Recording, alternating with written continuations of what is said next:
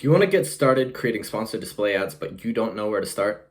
Then stay tuned because I'm going to show the best way to create your first batch of sponsored display campaigns, plus a few little extra tips to get started quickly. That's all coming up next. Welcome back to the Sunken Stone channel, where e-commerce brands, agencies, and DIYers receive tips, tricks, and tutorials to improve strategy, growth, and operations every week, so be sure to subscribe. Just click on the red subscribe button right now and click on our channel page to see more videos. I'm Lucas Matthews from Sunken Stone, and today I'm going to teach you how to quickly set up your first sponsored display campaigns and start reaping the sales benefits of this brand new ad type. The solution, of course, is to start with the most lucrative ads first and then slowly work down the list until you get to the lowest return non-brand ads.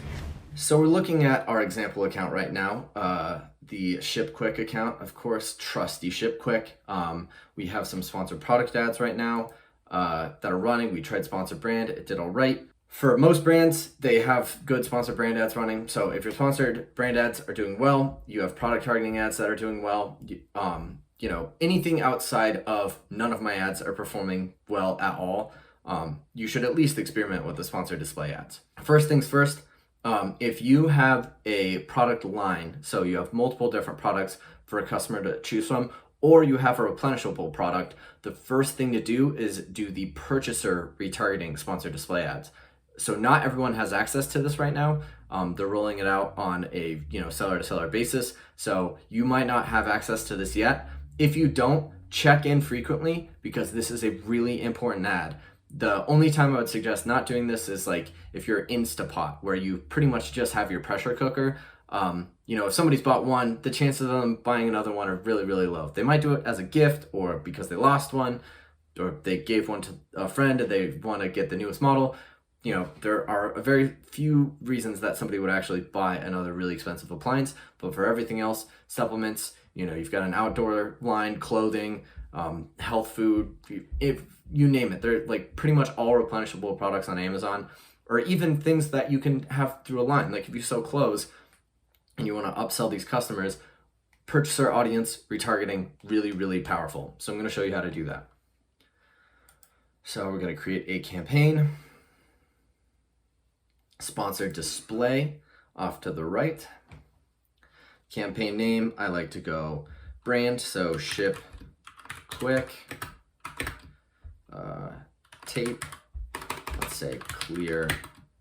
No, let's do the polymailer. Polymailer.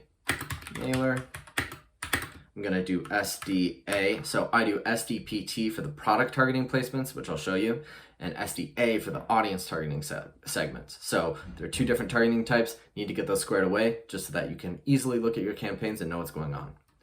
SDA, and then I'm going to say purchaser,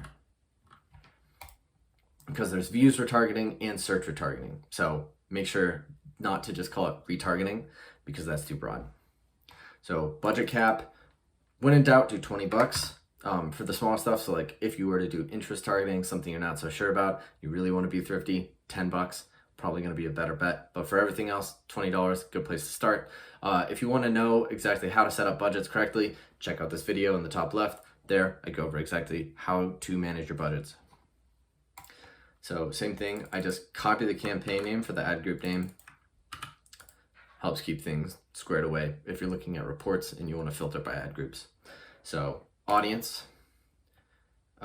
searches, purchases. So I'm gonna look up polymailer, So we've got these. And then all you have to do is set up your bid and launch your campaign. That easy. So you could set your default bid pretty high. They give you one. I'd start with at least two just because it performs so well. So I'm just going to launch right into it. It'll give you this little impression and reach thing. I don't know how much I trust that. Amazon likes to throw out these dubious metrics. So consider it to just be a vague suggestion as to how much traffic you're going to get. I don't necessarily trust it outright, if I'm honest. But start with like $2 bids. You can go back and change this. It's going to be really low ACoS and just keep ratcheting that up. And most likely it'll be a low ACoS. I've seen this where it doesn't, but it's mostly for things like I described earlier. So then you just go ahead and launch it. There you go. You can start generating sales that quickly. You hardly have to set up anything. It's awesome. So the next move would be to set up your own branded sponsored display product targeting ad. So I'm going to show you what that is. So let's look up Poly Mailer. So let's Fuxury. That's an interesting brand name.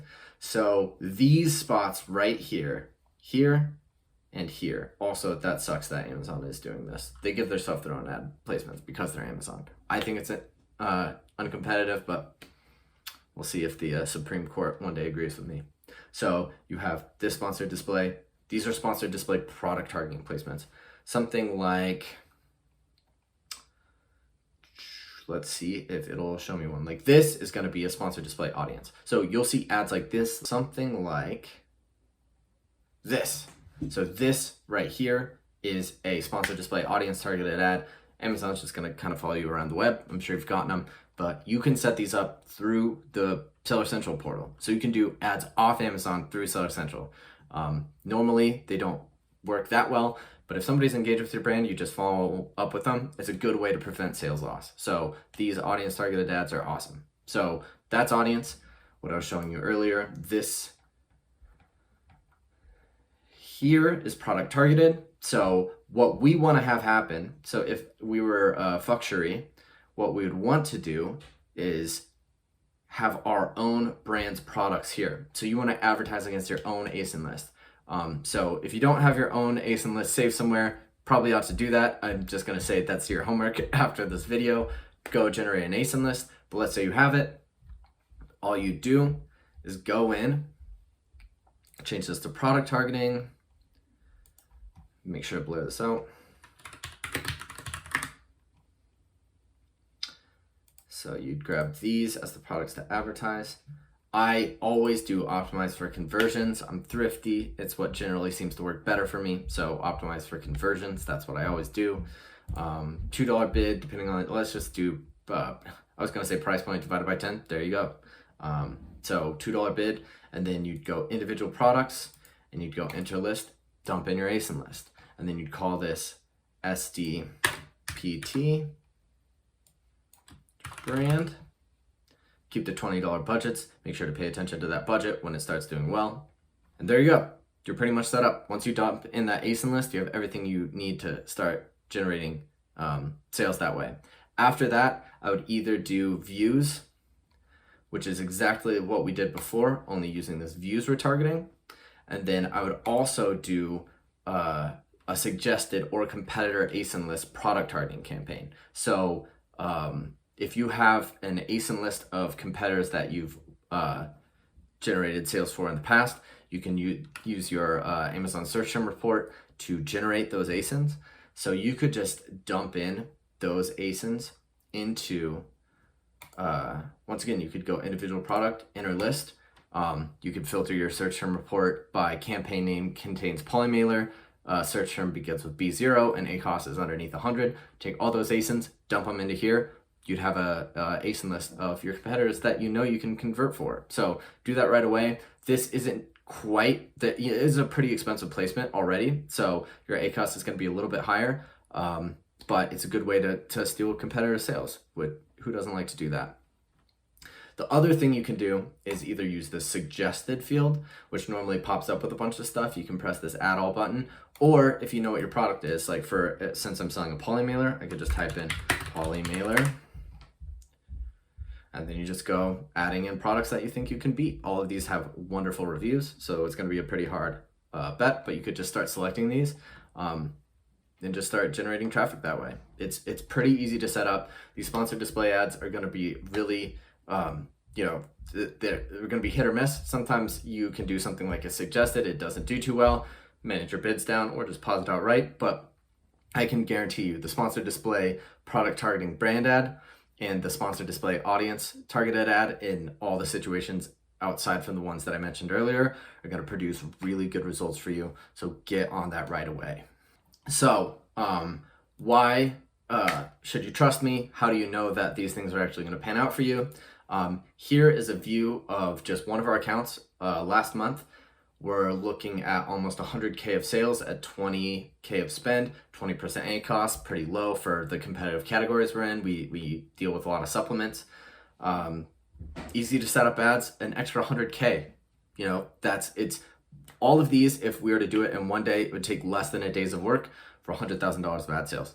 Seems like a pretty good deal for me, and it's recurring every single month. So set these ads up.